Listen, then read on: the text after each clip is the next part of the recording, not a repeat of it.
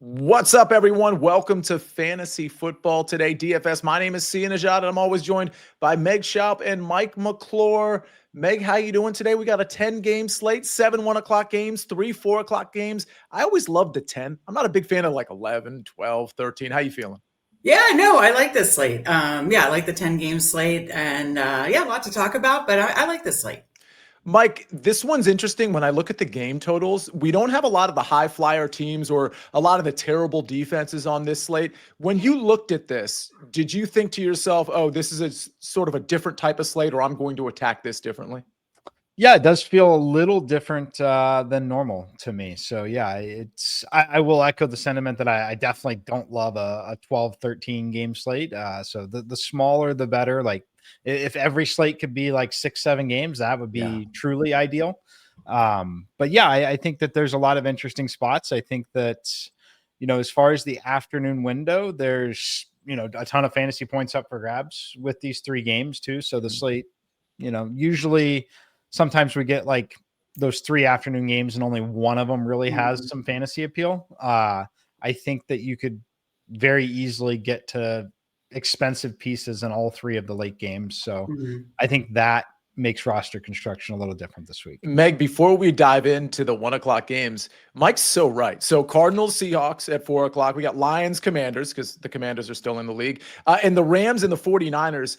Those are going to be games where there's going to be a lot of fruit, which to me, as somebody who likes to play the different slates, that draws me to the 1 o'clock slate even more. Yes. Because we don't have as much production. So we can kind of make our stands that maybe not everybody else is making and get some guys on the cheap and things of that nature, right?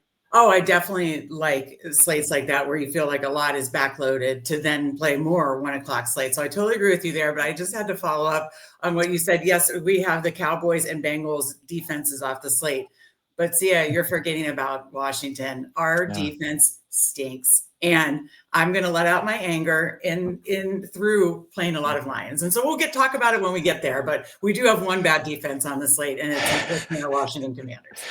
Perhaps that's a preview, if not a spoiler, of Meg's cheat sheet. We'll see if Mike has his top 3 at each position, if it features any Detroit Lions later in the show. Again, this is a 10-game slate. We're going to get into it right now, but I got to remind everybody that the contest link, the $5 contest link, we got it filled last week. It's in the description. So go ahead. If you're listening to the podcast, if you're watching us on YouTube, on the Fantasy Football Today YouTube channel, click on the contest link, $5, get in there. Top 15 get paid out. Last week, our top 3 were Lino 101, Lipper 99, and Ryben 41. Congratulations to you for being in the top 3. But again, it's the top 15 that get paid out. We're going to go to the Saints and the Panthers for our first game. Meg, I'll start with you. I look at this game and I see Tyler Shuck at 4,300, but and as much as I'm like, oh, that's really low, like maybe I speculate there. This Panthers defense, particularly at home, is just not something I really want to mess with. Rashid Shaheed no longer on this team. Chris Olave 6,200, but then we've just got like a grab bag, right? Brandon Cooks still in the league, still trying to produce here. Devon Vele, Mason Tipton, Dante Pettis is on this team. Juwan Johnson. To me, I look at the Carolina side. I look at Rico Dowdle, Meg, and I'm like, that's what I'm doing, and I'm getting out. How about you? Nailed it. I was just going to say it's Rico Dowdle, and I'm out. Maybe a little Juwan Jennings in my pool, as a cheap tight end option, and targets having to condense other places with Shaheed gone. But it's Rico Dowdle for me pretty much, and that's it in this game. Yeah, Dowdle and maybe a little bit of Juwan Johnson, 3,700. Mike, anybody else to consider? And are you in on what's probably going to be a very popular pick in Rico Dowdle? Yeah, I'm in on Dowdle. Look, I hope we get 25 carries again. Do not want to see any of the split backfield really. You want to give Chuba Hubbard 5 looks, that's fine. I don't need multiple backs having 10 carries here. I want to say I'm very confident that that's the situation. I think that that's probably what we get. And if that is what we get, he's still too cheap. So I think that all things considered with the information that we have, it's kind of closer to a free square than not. So yeah, I'll be playing Dowdle as of right now, but no interest in anything else in the game. I hate to talk about defenses to lead off here, but like, is the Carolina defense one that you considered your simulations popped up? A little. a little. They're the fifth most used defense for me on the initial run. So yes, they're in the player pool. I will say I don't know that I would love to get into the habit of backing the Panthers defense at 3,500. It's a defense that probably still always should be about 2,500, but I don't dislike it in this spot. I'll put it this way. If the computer, when I'm building lineups, if it gave me the Panthers defense, I wouldn't remove it. But if I'm hand building, I'm not putting it in intentionally. Fair enough. And I'll let everybody know that this is a 39.5 point game total, and the Panthers favored by 5.5 in this one. Panthers implied total in that 22 to 23 range. Let's move on to probably, I'm guessing this is the highest total on the 1 o'clock slate. It's the Ravens at the Vikings. Mike, I'm going to start with you here. I feel like there's plenty to go around here in terms of what we might like. It's a 48.5 point total. Ravens favored by 4.5. Zay Flowers is 5,900. And we all know at this point of the week, he's probably going to be pretty chalky. I don't need to play Zay Flowers personally, but I totally get playing Zay Flowers. We got Mark Andrews at 3,400, Isaiah Likely 2,900. And it's the other side of the ball that I find pretty intriguing. I don't think a lot of people are going to play Justin Jefferson at 7,900. JJ McCarthy's only 4,900. Mike, what are your thoughts on this game?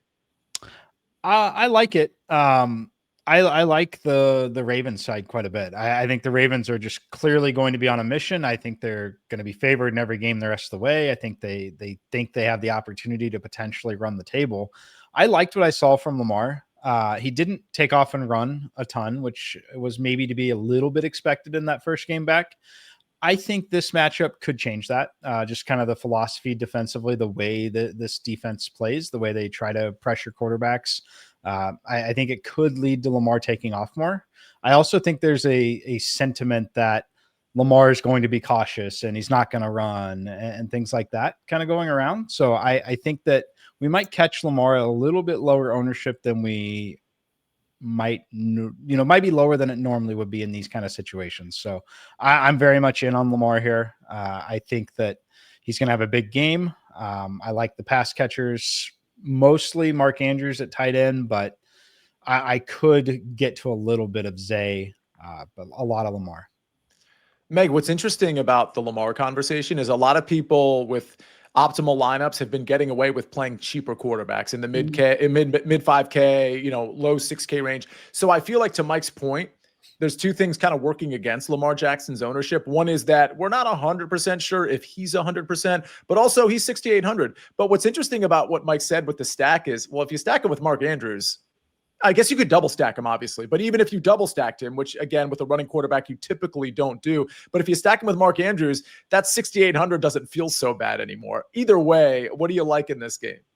Yes, Lamar is definitely one of my main quarterbacks in my pool for sure. I'm actually probably going to fade Zay Flowers just because the ownership that's coming on looks to be quite big. And I know on a PPR site, he could certainly burn me without a touchdown, but he does lack touchdown equity. It just, when they get near the goal line, it's either Henry, Lamar, or the tight ends. And so I'll likely fade Zay's ownership and go to a Lamar, one of his tight ends, whatever fits. I'd be open to Likely, even, I think he had 60 yards on Thursday night, Likely, or Mark Andrews in a stack with Lamar and go that way. Any thoughts, Meg, on what's likely to be a contrarian Justin Jefferson or JJ McCarthy for that matter?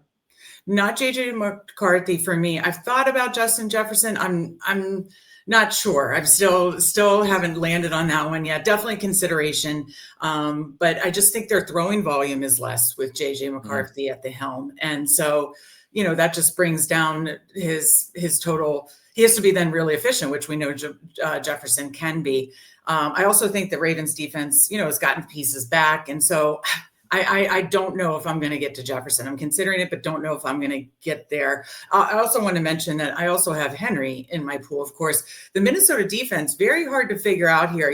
2 weeks ago on Thursday night, we have, I'm blanking on his name right now, the Vidal run all over the Vikings defense. And then last week they hold the Lions running game. And so it's like, what is it? I thought we had a good run defense to target in the Vikings. And I was shocked that they really held down the Lions running game. So I am interested in going back to Derrick Henry here against the Vikings run defense. So, Mike, your thoughts on Derrick Henry and your thoughts on if you think the Ravens, and I know I've done shows with you all week, if you think the Ravens are going to cover the spread here and have a really fruitful game and maybe even surpass their implied total of 27, you don't have to have a run back these days. We know that. We've established that on this show. But would Justin Jefferson be in the conversation as a run back if you're thinking, okay, game script, they're going to be trailing for a lot of this game? I don't have a problem with it. I don't think it's necessary to force it. So there's a lot of decent high-end receiver options on this slate still, in my opinion. So I like, for example, JSN or Amon-Ra St. Brown, both in the late window. I like both of them a lot. Puka Nacua is also in that late window. There's top-end talent that can match Justin Jefferson right now where he's at. Like, Justin Jefferson's the more talented receiver. It's just the situation's not as surefire as it maybe used to be. So the gap from him to everyone else is a lot smaller. So I just don't think you have to force it. I don't have a problem playing him. If you have reasons you like him, if you think that McCarthy's going to be good, like, jam it in. I don't think it's as necessary. And if you're starting to talk about paying $6,800 for Lamar and all of that and getting to that, then I think it really limits some of the exposure you're maybe able to get to some of the other games. So I'm not going to force it. I think Jefferson is a fine play. Like, he's one of those guys that you can just blanket statement say, I have no issue if you play Justin Jefferson anytime he's on the football field, right? So no issue with it, but not going to be a priority for me. Justin Jefferson, 7,900. Meg, you know what I heard Mike say? I just decoded what Mike said. And basically, in case you didn't catch it, he said, don't play Justin Jefferson on the main slate. I mean, he didn't say don't, like, unequivocally. He's like, I'm not going to play Justin Jefferson on the main slate. But if you're playing the 1 o'clock slate, I don't hate the play, because a lot of those receivers that he talks about that everybody wants to play, like he pointed out, are in that 4 o'clock window. And again, Justin Jefferson could crash and burn, because you're right, he has to be super efficient, Meg, but he's also the type of guy that could absolutely skyrocket and get your lineup into first place if you're playing a small or big tournament. So that's where I'm at there. Let's go to the Bills and the Dolphins. This one's even higher scoring than the last one. This one is 49.5. Bills favored by 9.5. There's a lot I like in this one. Meg, I'll start with you. Achane is my favorite at 7,400. I'm going to play a lot of Achane for obvious reasons. I don't know that I want to get to a lot of others on the Miami side. What say you on this game? For me, I think it's going to be, the two running backs, but we need to get an update on James Cook, of course, from the Bills side. He missed practice yesterday, I believe. So need clarity and update there. If Cook is good to go, James Cook will be in my player pool. And Achane, we're targeting two bad run defenses here. So I like really both the running backs on each side. I don't know that I'll get to Josh Allen in this one. You know, we want to play Josh Allen in the games where he kind of has to put on the Superman cape. And I don't think he's going to need to do that. And in their first matchup against Miami, I want to say he had somewhere around 22 DraftKings points. So for what you have to pay for him, I like to play Josh Allen when he has to really be pushed. And I don't think that's going to happen against the Dolphins. So for me, it's probably just both running backs on each side. Josh Allen, a flat 7K, which actually seems pretty reasonable, Mike. The pass catchers, it's always going to be an issue with Khalil Shakir, who, again, at 5,100, I think is actually a pretty good price, even if it does get spread a little thin. Dalton Kincaid, who's coming off a great game, 4,300. Mike, what do you like in this game? I like Achane a lot. I'll definitely be playing Achane in that volume. I'm not going to play much or really anything on the Buffalo side. Like, could Josh Allen get there? Yes, absolutely. Like, he could easily get there. Like Meg, I want to play Josh Allen when he has to do it, not when he just does it through the product of them having an overall easy matchup. I want him in the more difficult matchup where he really has to go do it. As far as Cook, I'm going to be out on him even if he's in. I think this one could be a spot where they limit his touches if he does play. Just may not be needed. They do have a string of games coming up that are against tougher physical defenses. Talking about schedule after this, you got Tampa, Houston, and Pittsburgh, 3 in a row, 2 of those road games.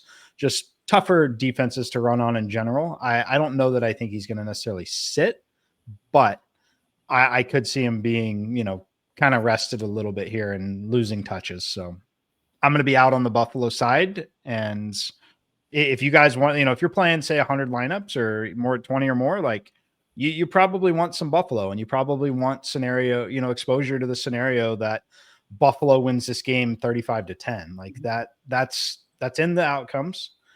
It's just not a priority to build for that for me. So I'm going to play Achane and bet on that volume and look elsewhere. I have this funny feeling. You know how the Bills do things with their pass catchers, but also their running backs?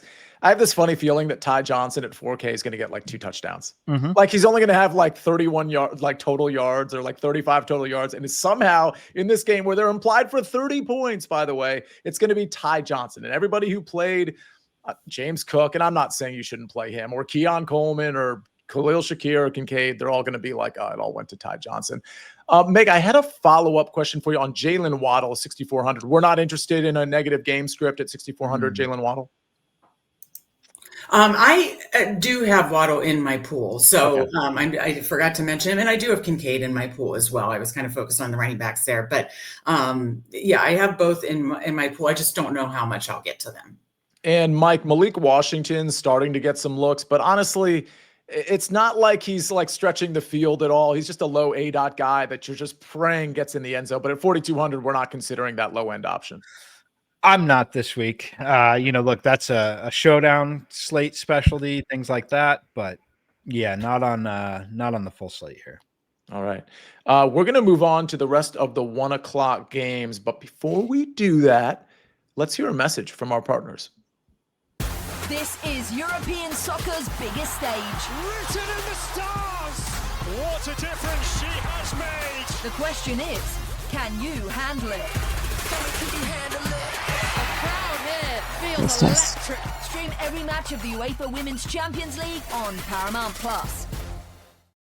Well, it's the game we've all been waiting for, Mike and Meg. It's the Cleveland Browns, it's the New York Jets. It's a 37.5 point total. I believe we've got the Browns going into New York as a 2.5 point favorite. Yeah, 37.5 point total here. Mike, I don't know what to say. Obviously, we had a bit of a fire sale for the New York Jets, but Breece Hall's sticking around. He's 6K. Isaiah Davis also getting some work here. So I don't know that we want to play Breece Hall. Garrett Wilson, 6,100. I mean, Judkins, okay, 6,500. That's interesting. Mike, are you playing anybody in this game? Harold Fannin, 4,200. Njoku, 3,200. I should mention them as well. No, I don't think so. Like, if you want to play Jerry Jeudy, Tillman, like they're 3,900, 3,500. Sure. Last piece in a lineup you're building. Like I guess, but no, I don't want any part of this game. Meg, Justin Fields is 5,200. Have we confirmed that he's definitely playing? I'm not 100% sure about that, but Mason Taylor, 32. There's a lot of cheap pieces here, but this is just a terrible game. Any thoughts on Judkins or anybody else? Judkins may be a consideration for me, but pretty much there are a couple games on this slate with so many good games that it's just a cross off. And other than maybe considering Judkins, this is a cross off and, maybe just the Browns defense. Yeah. As you know, listen, if Justin Fields is playing, it is the Browns defense at the end of the day. So this is a cross off to me. I think Mason Taylor at a cheap tight end option is at least interesting at 3,200, but I think we can kind of move on from this one. And I do want to mention, since it's November, Mike, I know you're always sort of on top of the weather. So that's something we need to consider. Maybe not this week. I don't think there's anything crazy going on this week. Although as we get to this Giants-Bears game, I am seeing that we might have some decent wind here and some pretty cold weather and some precipitation. So these are things you need to pay attention to Saturday, Sunday morning. And I gotta be honest too, like when it comes to our cheat sheets and stuff, Meg, my cheat sheet was outdated like 24 hours after we gave it out because of all the injury news that we received. So as much as I want to invest in our cheat sheets, I do want to just put out the disclaimer that this time of season, there's a lot of things that just kind of fall in a weird way, and you have to kind of keep up with the injury reports and things of that nature. Anyway, Giants Bears, this is a pretty high total, but again, we have to monitor the weather. Meg, I'm pretty interested in this game if the weather holds up. We've got the Bears, a 4.5 point favorite at home, 46.5 point total. I think this total is trending downward. I like Jackson Dart, even though 5,700 is a little bit more than I want to play, but I like Jackson Dart because I can pair him with Theo Johnson or Wan'Dale Robinson. And then on the other side, there's certainly some pieces there as well. What do you like in this game?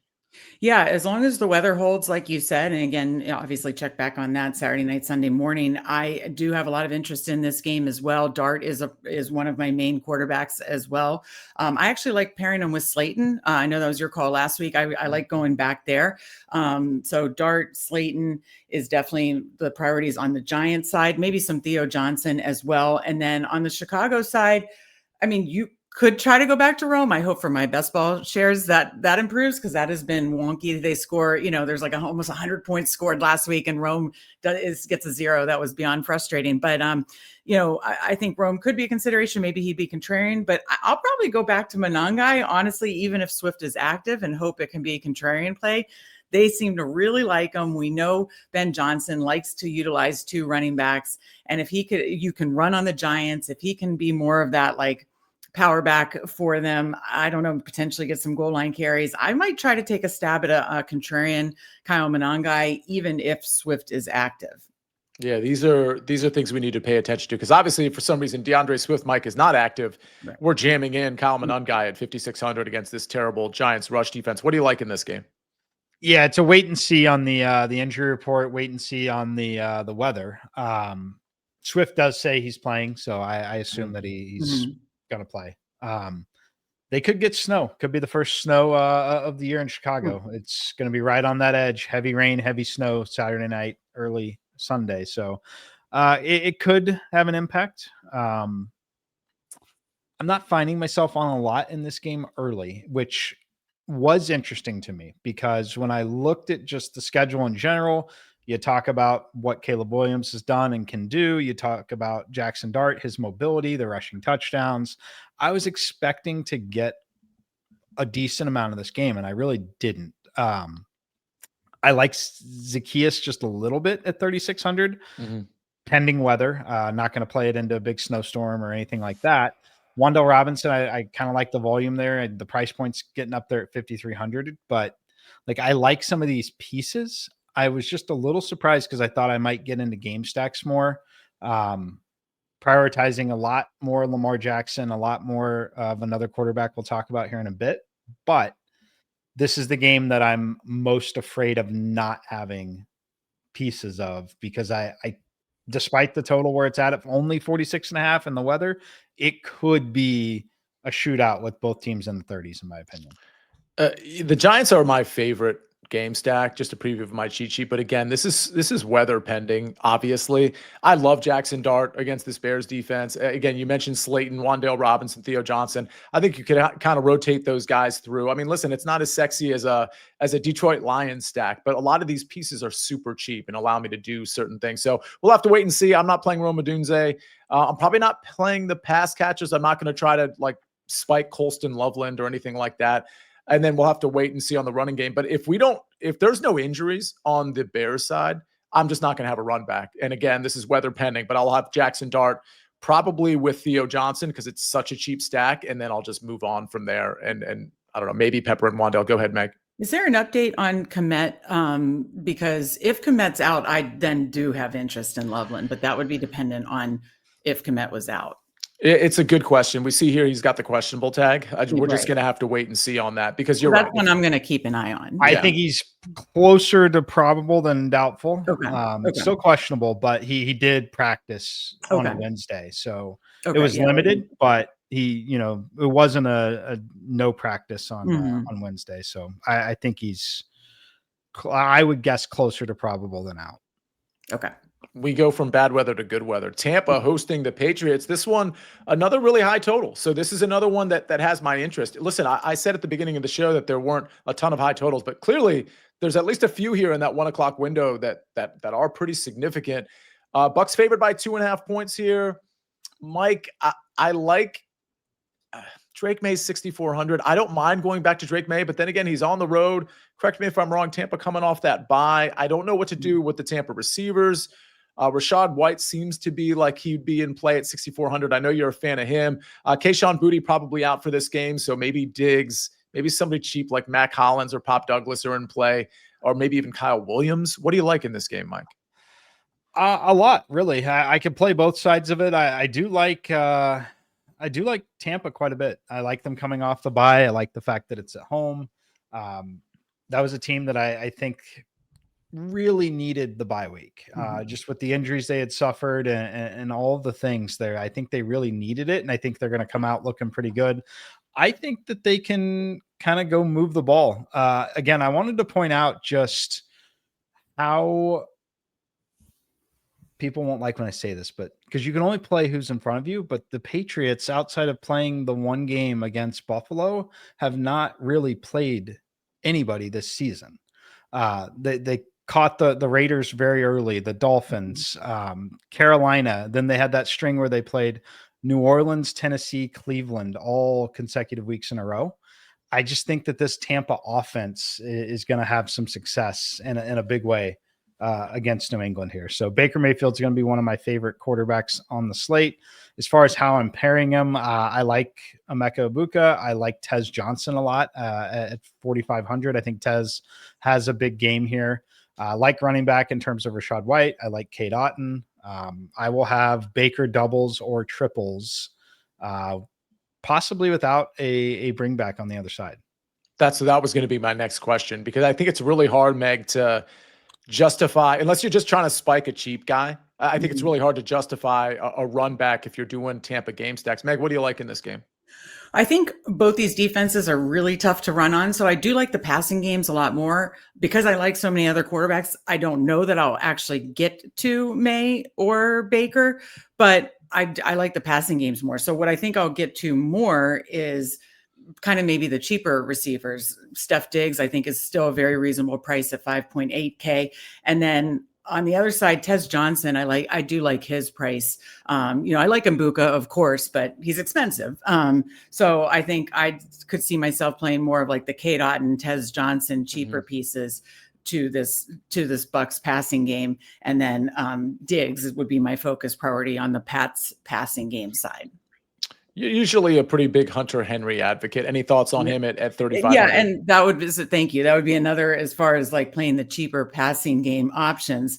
I mentioned Otton, Henry too on the other side. Yeah, good call on that for sure. And I'll mention, I don't know that we're sure what's going on with Ramondre on a Thursday morning. Ramondre Stevenson's toe. Trevion Henderson is 5,600. Like, what world would I ever play that with Terrell Jennings getting some work potentially with Ramondre out? But we're not considering this backfield. I don't think I need to even ask the question against the Tampa Bay rush defense. But Rachaad White, we haven't really talked about. Mike, you're usually a pretty big Rachaad White advocate. Would you play him in Baker stacks, or would you play him potentially solo? Yeah, both. I still like him. I think the passing game involvement's still enough. No interest on the New England running side, but I think Rachaad White has kind of proved enough in terms of being able to be involved in the passing game. So yeah, still playable. All right, let's move on to one of those low totals I was talking about. Let's go to the Jags and the Texans. This is the last of the 1:00 games, 37.5 point total. Jags favored on the road by 1.5, mostly because CJ Stroud will not be playing in this game. Davis Mills is 4,500 for whatever that's worth. Woody Marks, 5,100. Got to check on Nick Chubb's status. I believe he popped up as injured on the practice report yesterday. Nico Collins, 6,700. Dalton Schultz, 3,600. The Jaguar side is interesting. Trevor, 5,100. Now, BTJ, we're not sure about, right? Don't think he's playing. Parker Washington. Actually, I'm pretty positive he's not playing. I should probably clarify that. Meg, we don't think BTJ is playing, do we? I don't believe so, but yeah, definitely we need to check back on that. I don't believe so. Jacoby Myers on this team now as of yesterday, 4,800. Parker Washington, people will have some interest in because he's Trevor's favorite target at 4,700. Meg, what do you like in this game, if anything? Yeah, not much. Like we said, there are so many, and we've talked about a few, and then we talked about at the beginning how many we like in the 4:00 window. So there just has to be kind of some cross-off games, and this is one of them for me. I don't have much interest at all in this game. Mike, cross-off here? Skill positions, yes. I could be talked into the Jags defense at 2,600. Agreed. Yeah. That was the first lineup I fill out is for because I create the contest, the FFT DFS contest. So I always just put a shell lineup in there just for fun more than anything. And yeah, the Jags defense at 2,600 was like, when I saw that, I was like, okay, yeah, that's the D. Mike, if somebody's playing a cash game, you're happy, you're fine with 2,600 Jags defense? Definitely. Yep. All right. I think that's a smart play. There's just nobody else to talk about here. I don't want to waste any time. Travis Etienne on the road at the Texans, like, no, thank you. There's just nothing here. I will say that Parker Washington at 4,700 makes plenty of sense. And I think it's cheap enough. And I think he gets enough volume potentially. But again, this is the Texans defense. So his upside is, in my opinion, very, very shaky. Not playing Nico at 6,700 on this slate. All right. We got to get to the 3-4 o'clock games that we keep talking about. We're going to kick things off with Arizona-Seattle, but we're going to do that right after this message from our partners. You can't count on accuracy. Only CBS Sports can bring you big time during the heart of Saturday afternoons. It's big time. It's big time. It's big time. It's big time. On CBS and streaming on Paramount Plus. We've got the 3-4 o'clock games, and then we've got our cheat sheets and top three at each position, courtesy of Mike McClure. And then I force both of you into a Thursday night football play that you never necessarily want to give out. Let's go to Arizona, Seattle. Reasonably high total. Obviously, Seattle is just operating on all, like, just clicking on all cylinders here. Let's see. 6.5 point favorite are Seattle, 45.5 point total. Sam Darnold is 5,800. Jacoby Brissett is 4,600. Mike, I want to ask you about Jackson Smith-Njigba. He's 8,600. There's other players we're going to discuss for sure. Is he somebody you're just going to find a way to jam in, or does he not make the lineup because you want to jam in others and he's just too expensive? No, he's going to be my priority here. Actually, in terms of big spends, I think the volume is going to continue to stick. I was a little discouraged to see his targets decrease to 9 in the last game instead of 14 and 13. But I think that some of that was out of necessity. Obviously, I'm being funny because they won the game 38-14 in a blowout, and he still had the 9 targets, 129 yards, did not land in the end zone there. I mean, it's 129, 123, 162, 132. Those are the receiving totals in his last 4 games. So, yeah, he's wide receiver 1 in the NFL right now, and we know Seattle's going to continue to throw the football. So I like JSN a lot here. Mike, before I get over to Meg, is there anybody on the Cardinals side that you'd consider here? I mean, honestly, I would consider Jacoby Brissett if you were looking for another cheap quarterback. He is actually only 4,600. Going to have all the opportunity in the world to throw, in my opinion. So he didn't quite, spoiler alert, make my top 3 coming up in a little bit, but he was close. So I would actually consider Jacoby Brissett and then getting, JSN clearly on the other side of that. But other than that, it would be, sorry for the obvious, it would be Trey McBride that I'd be pairing him with. But that would be it. Yeah, I don't hate the Jacoby Trey McBride thing there. Meg, what do you like in this game? Well, yeah, of course, JSN's in my player pool, but the next 2 games we're going to talk about, there's a lot of expensive pieces I like as well. So how much I get to him, I'm not sure, but of course, JSN is in my player pool. Of course, you could go to McBride. I have a ton of respect for the Seattle defense. So I'm probably, while the price is really nice on Brissett, I don't think I'm going to get there. Yeah. And of course, McBride is, with his targets is always a consideration. But again, there's just a lot of other expensive pieces. And so I don't think I'll be getting to an expensive tight end this week. Mike, Marvin Harrison is 5,300. Michael Wilson is 3,300. It's not that I want to chase last week's performance, but we have to concede that Jacoby is properly staring down his number 1 receiver. Is 5,300 cheap enough for you to consider it, or is this just not the type of situation on the road at Seattle? Not the type of situation for me. Would it shock me if he's able to repeat it? It wouldn't necessarily shock me. I don't know that he's going to have the big game. I think the volume could repeat. I think it could be there. I'm out on it though. There's enough wide receivers that I want to play that Harrison at this point feels way more appropriate in showdown and single game formats or smaller slate formats, whether it be an afternoon slate only, things like that. I guess to that point, yes. Full slate, no. Afternoon slate though, where you've got JSN and Amon-Ra St. Brown and Puka Nacua also on the slate, that's where I think you can make some separation potentially on that little shorter slate. Full slate though, I'm not going to go there. And Meg, we're out on all the running backs in this game, correct? Yeah, so I'm out on the running backs in this game, but yeah, I wanted to echo what Mike just said, is out on Marvin Harrison in the full slate, but in 4 p.m. only, when you might need a little savings at the receiver position, definitely would have some interest in Marvin Harrison in the 4 p.m. only slate. Let's move to, reluctantly, we move to as my voice gets a little bit more somber, to the Washington Commanders, who are hosting Meg Shoup, the Detroit Lions. So Detroit implied for almost 29 points. Washington, interestingly, implied for 21, which I think is a touch high. 49.5 point total here. I guess it's changed 48.5 in some places, 49.5 still in others. Meg, obviously you kind of tipped your hand. You like the Detroit side. I'm very curious if you like anybody on the Washington side, but talk to me about where you're going on Detroit. Yeah, give me a minute here to say, Sia, you know my love for the Golden Girls, right? Yes. And Sophia would always, start her story. So I'm going to set this up as quick as I can, but picture it, Baltimore, 2014.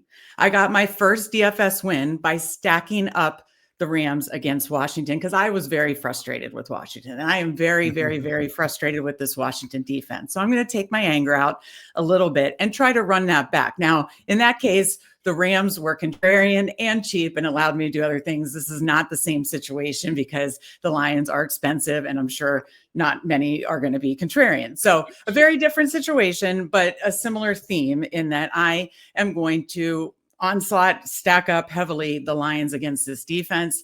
Lattimore's out. That doesn't mean anything. He was terrible. He was a bad trade. You'll get less holding calls with Lattimore out. So you'll get more actual, plays getting there, because all he did was hold. So just have a big interest in Jared Goff double or triple stacks. Quite honestly, you definitely could go to the running backs here as well. You can kind of do whatever you want, it feels like, on this Washington defense. So I certainly think you could consider Gibbs or Montgomery, but I am going to be stacking up double or triple stacks with Jared Goff this week. I'm not going to be forcing any run backs on the Washington side, though I do think in the 4 p.m. only slate, I'm considering doing something like a Mariota and then just onslaughting the Lions on the way back, like a Mariota and 4 Lions or something like that. And just hoping he gets like 1 or 2 rushing touchdowns, spreads it out enough that I don't need to stack him with anybody. And then because he's so cheap, it allows me to get all those Lions pieces. That's what I'm considering on the 4 p.m. only slate. On the main slate, it's going to be just stack up Jared Goff a lot. So thank you for letting me tell my Sophia story. And I'm going to run that 2014 first win back. So it's no kidding that the Rams in 2014 were like a really cheap stack, because I'm looking at their 2014 roster. Oh yeah. This is a horrible team. Yeah. Like there are no household names on this team. Yeah, exactly. They were all like 4,800. That's amazing. Good for you. Yeah. What was the quarterback? Was it Sean Mannion? No, wait. Sean Hill. Sean Hill. Yeah. Thank you. Yeah, I thought it was Sean. Yeah. Okay, they had Sean. Benny Cunningham as one of their running backs. I don't know if you played him. Zach Stacy was on that squad. Wide receivers were Tavon Austin, Stedman Bailey, Kenny Britt, which was probably the tail endish of his career, the Kenny Britt career, Chris Givens. I mean, Jared Cook was a tight end on the team. Jared Cook had 2 touchdowns in that game. There it is. It was the Jared Cook game. Good for you. All right. Yeah, but I definitely had one of those WVU running receivers too. And I like to, when somebody makes a reference like that, I like to go back and like look at the roster, because there's always like 1 or 2 names that I'm like, oh, that guy was really good. I forgot about him. But like this, there was nobody very good. Nobody. And then that's when I was able to bring it back and then I just was able to play stud. So I was sweating out Jordy Nelson on that Monday night, because that's when you used to have to sweat it till Monday night. So wow. Shout out Monday night sweats. Mike, what do we like in this game? A lot. I just wish I had more salary to jam it all in. I think you get a big bounce back from Jahmyr Gibbs. I'm trying to figure out ways that I can get some exposure. It's difficult because I still like Christian McCaffrey. We like Rico Dowdle at that price point. But I do think that Gibbs could win a tournament for someone this week if you find a way to play him properly. I like him on their St. Brown. The question again there is how do you get him? How do you value him versus JSN? I'm going to lean JSN just slightly on volume alone. I could get to Sam Laporta. Like there's all sorts of things I could get to on the Detroit side. as far as where I'm going at, it's going to be extremely dependent on where ownership is looking by the time, these contests are getting ready to start. But if I had to guess where I would end up being in a tournament, it would be trying to jam Jahmyr Gibbs in a Christian McCaffrey lineup. Any thought on Jahmyr Gibbs and Jared Goff to swallow up most of the touchdown equity, Mike? In theory, yes, I like it. The problem, let's see. The problem for me is the obvious one of David Montgomery. Yeah. We've seen it, and I've seen it many times. It's also a game I expect Detroit to kind of win. And Dan Campbell can do some goofy things at the goal line, and it's not as clear cut as you got the quarterback, you got the stud running back, and you're getting exposure to all offensive scoring. I don't think it's quite that clear cut, unfortunately, with Detroit. So I'm not going to go there. If I was going to play Goff, I would play him with at least 2 of his skill position players at minimum. Meg, before we get to Rams 49ers, I'm going to ask you to rank 4 players so first of all, Jared Goff's 5,900. That's extremely reasonable. So I'm going to name 4 Lions, and I want you to rank them in terms of your likelihood to put them in a lineup. So Jahmyr Gibbs at 8K, Amon-Ra St. Brown at 8,400, Jameson Williams at 4,900, and Sam Laporte at 4,400. Give me your 1 through 4 in terms of likelihood that you're going to put them in a lineup. Yeah, that's a great question. And I like them all, but I am going to do your assignment here. So it's going to go Amon-Ra St. Brown, Jahmyr Gibbs, Jameson Williams, Laporta, I think. Okay. Is the way I'd go there. Yeah. It could be a nice Jameson Williams bounce back spot because the Lions can do whatever they want. It might be like that game to just feed Jameson Williams, make him happy, make that offense look a little bit more dynamic with a guy who can stretch the field. And they look like right now, again, what is it going to be Saturday night, Sunday morning? But right now he's looking to be at sub 10% owned, Jameson Williams, that is. So that's why I like him. And again, just to hammer this Lions point home again, we know these Dan Campbell Lions, bite the kneecaps, they're coming off a loss at home, and that's another just negative for Washington, in my opinion, just kind of that narrative too. I just don't see them laying 2 duds. So, I just really want to be a part of that offense. That was a great question. It's so hard because like Mike said, I want to play as many as I possibly can of the Lions. And that's why, you play a couple, 2 or 3 lineups and you can rotate some of those people through. All right, let's go to San Francisco hosting the Los Angeles Rams. Another high total in this 4:00 slate, 49.5 Rams, 4.5-point favorites on the road. Mike, you said you liked Christian McCaffrey. I guess my question is, what else do you like in this game? Yeah, I like Christian McCaffrey a lot. I like his quarterback, Mac Jones here. 5,000. He's 5K. We saw, I get that the Rams are a good team and all of that, but he's back home now. His price point was 5,600, 5,600, 5,300, then 5K against the Giants and back to 5K again. So we're trending back that direction. I just think he can get carried along for the ride with what Christian McCaffrey is able to do. And I think the opportunity is still going to be there. I think that they're home underdogs. They've got a big opportunity here in division. I think Mac Jones kind of gets carried along for the ride, and I think he's efficient again. I mean, he completed basically 80% of his passes last week, a couple weeks in a row there where he was not great against Houston. I'll give him a little pass there. Houston's D has been really quite stout. But other games, we're talking routinely above 65% completion percentage. So I like the spot for the Niners. It'll be Mac Jones, Christian McCaffrey, Juwan Jennings. That'll be the core interest here. Meg, love all 3 of those. I'll mention George Kittle, also 4,500. Are you playing any Mac Jones? And are you in on Christian McCaffrey, Juwan Jennings? Anybody on the Rams side that you like? Because Puka, I got to fade somebody, right? And so I can't just be like, oh, I love Puka Nacua. I love JSN. I love Christian McCaffrey. I love all the expensive people. I feel like, especially with Puka Nacua getting banged up last week, it just might be an easy call for me to be like, all right, I'm going to be out on 8,700 there. So I guess, do you like all those 49ers? And is there anybody on the Rams side that you like? Yes, I like all those 49ers. I don't think I'll get to Mac Jones just because I'm trying to honestly at this point cross guys off. I have such a big quarterback pool. So I don't think I'll get to him just because there's just so many other quarterbacks I like on this slate. But definitely McCaffrey and Juwan Jennings are the two 49ers pieces that are strongly in my pool for sure. I'm with you on Puka. We got to make decisions somewhere. Obviously, I just love McCaffrey. I love the expensive Lions. I love JSN, so you can't get them all. So yeah, I'm likely going to fade Puka off the injury. We'll consider Devontae Adams, Kyron Williams. I don't know how much I'll get there. We saw this game on Thursday night, earlier in the season. I do think points are going to get put up here. It's just how much can we realistically get to when we liked so many other spots. And so for me, it's probably just going to be McCaffrey, Jennings, maybe like Kyron or Devontae Adams as like a run back pieces, some potential skinny stacks. Yeah, Devontae at 7,700 has been priced up a little bit too. It just makes it his red zone usage is just amazing, though. Yeah.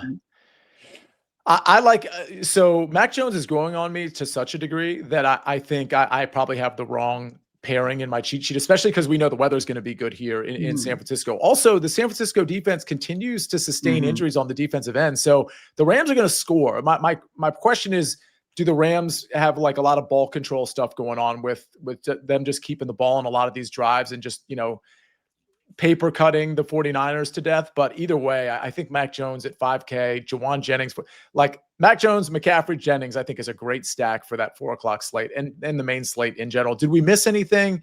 Mike, are you in on Kyron at all? Anybody else to consider here? So it's weird. I agree that the Rams are going to score.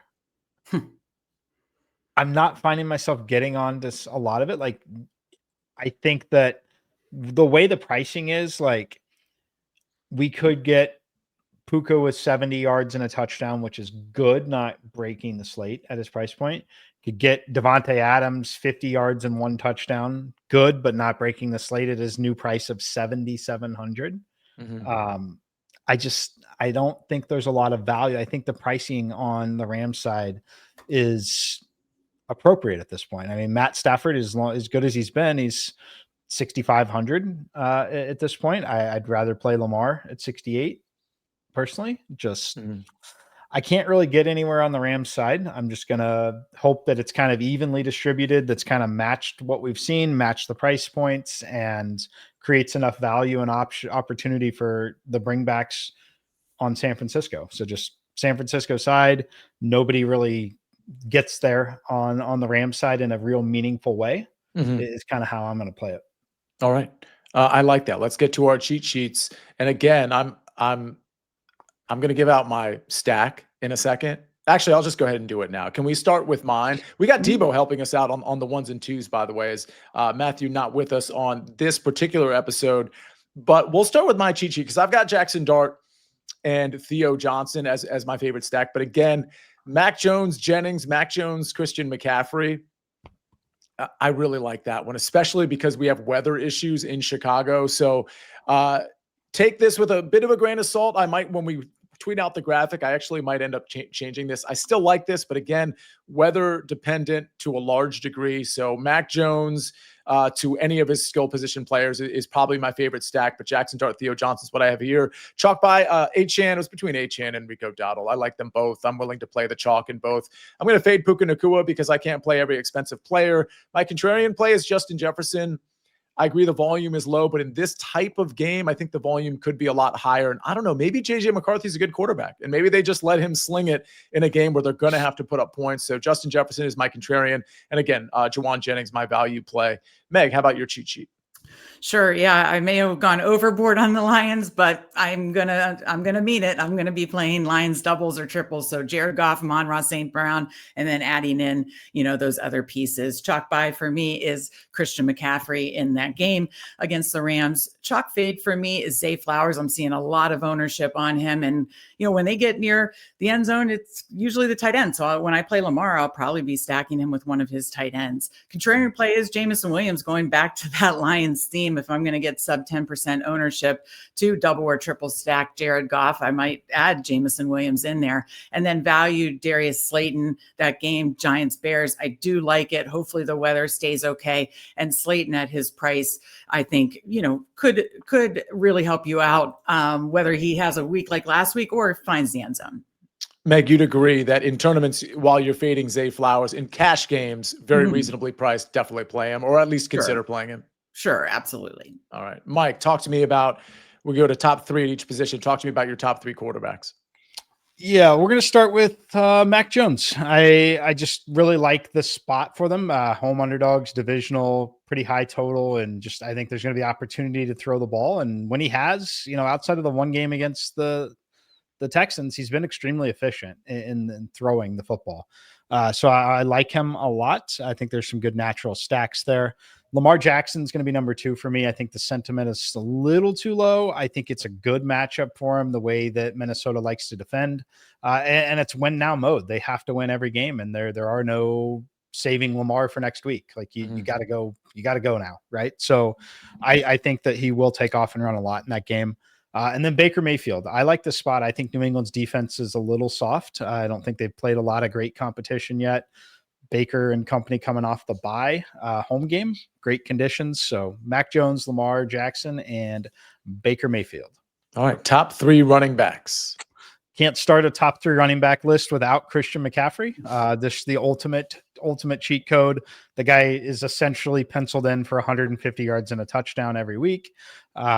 With receptions on top of that, I may add. But Christian McCaffrey, number 1. Rico Dowdle, I'm going to assume that we see 20-plus touches again. If we do, 6,300 is close to a free square in that matchup. Devon Achane, a guy I know you like, Sia. I like Achane in this matchup. Just the volume. I think he's got enough volume, got enough upside. So CMC, Dowdle, and Achane. Fair to say all 3 of these are great for cash. Wide receivers, top 3, Mike. Yeah, need a little value here if you're going to try and jam in CMC and or play Lamar. So how about Jawan Jennings, another one you can stack up with Mac Jones and Christian McCaffrey. JSN, the big spend for me. That's where my priority is going to be at wide receiver. Tez Johnson. I love Tez for Baker Mayfield here in this matchup with New England. I think the bye is going to be a good thing for Tez and Baker really kind of working together as well. So give me Tez Johnson, Jawan Jennings, and JSN. Yeah, you got to feel like there's going to be some deep shots for Tez, or just getting him in space a lot as well. Not a speedster like we think he is, but certainly like one of the quickest guys on the field. So love that Tez call. Top 3 tight ends, Mike. Most of these I'm going to be because I'm stacking with the quarterbacks, right? So Mark Andrews, George Kittle, Kate Otten, stacking with my top 3 quarterbacks of Mac Jones, Lamar Jackson, Baker Mayfield. Andrews, I liked what I saw from him. I know that it's going to be many weeks where he could have 2 touchdowns or essentially no involvement at all. I think that the way, again, this team defends, I think he's going to get the ball out quickly, or he's going to take off and run. Lamar, that is. I think Andrews is still going to have some involvement again this week. George Kittle, he gets up for big games like this. I like the way he's played the last few weeks. I like short area passes from Mac Jones. And then Kate Otten, just onslaughts for Baker Mayfield. I think Kate Otten's a good choice here. All right. There you have it. QB, running back, wide receiver, tight end, top 3. All right. The only thing we have left to do, Meg, is for you to call your shot on this Raiders-Broncos game. I always force you into some sort of play. I know you're going to be in the Sportsline Discord later talking anytime touchdown. So again, if you're a Sportsline member, you get the Sportsline Discord for free. And a lot of experts pop in. I think we have Prop Bet Guy that's going to be at like 3 o'clock. I think it's 3. He's doing something. Meg, you do something a lot before these primetime games. And we have everybody in the Sportsline universe kind of ducking in there. So talk to me about Raiders-Broncos. Any thoughts on this game? It's about a 9.5 point spread. Yeah, I'll take the Broncos. I just think they're the much better team. I know it's a big spread, but I'm on the Broncos side here. And yeah, I'll be in Sportsline Discord 7:30 up until game time. You can watch the early edge for some official picks on this game, including Mike's official pick. But Mike, talk to me about Showdown. Any thoughts on maybe a cheap guy to play or a captain that you think you might want to play? Yeah, I mean, Brock Bowers, you have to obviously be considering him at any price. He's clearly, basically as expensive as it gets, and for good reason. Other guys that I would strongly consider, Let's see. His counterpart, how about Michael Mayer? 2,800. He did manage to still have 7 targets alongside Brock Bowers' 13 last week. I think we see more 12 personnel, more 2 tight ends on the field, short area passing for Geno. So I think that could help Geno's game overall. But my big position here on this showdown slate, sentiment in the market is that the Broncos are going to run away with this game. They're the drastically better team. And while that is very likely true that they're drastically better, I think there's a lot of opportunity for fantasy points in a relatively low scoring game, more fantasy points because of those short area passing situations for the Raiders side. So I'll be focusing pretty heavily on those Raiders players tonight in showdown. Love that. Maybe a Tyler Lockett play in showdown as well as he reunites with Pete Carroll and Geno Smith. I think that's going to be, I actually can't wait for that division game. I'm really looking forward to it. We've got a bunch of picks out on Sportsline, but that's not what you're here for. You're here for DFS. So everybody, thanks for joining us today. Hope week 10 goes really, really well. Again, you got to pay attention to the weather over the next couple of days and some of the injury notes, because that will change things in terms of some of our analysis on this show. But either way, we appreciate everybody being in here every single Thursday and watching this show and rating and reviewing this show if you get 5 spare seconds to do that. Meg, thank you. Good luck this week. Mike, thank you. Good luck this week. And Debo, thanks for helping out on the 1s and 2s and 3s and 4s. Ladies and gentlemen, we'll see you next week on Fantasy Football Today, DFS.